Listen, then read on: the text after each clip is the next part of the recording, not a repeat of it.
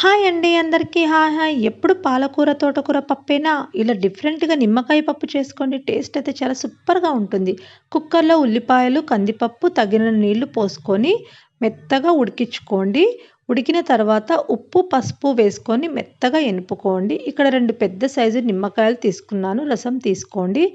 పోపు కోసం పచ్చిమిర్చి, ఎండుమిర్చి, కరివేపాకనమాట. మనం పప్పులో ఇంకా ఏమి వేయక్కర్లేదనమాట. ఉత్త నిమ్మరసం వేసుకుంటే సరిపోతుంది. పప్పు అనేది కందిపప్పు చల్లారిన తర్వాత నిమ్మరసం వేసుకోండి. వేడి దాని మీద వేసుకోవద్దండి.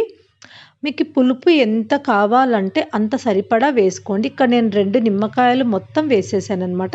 కొద్దిగా పక్కకి తీసాననమాట. మనకి పులుపు ఇంకా సరిపోతే వేసుకోవచ్చు.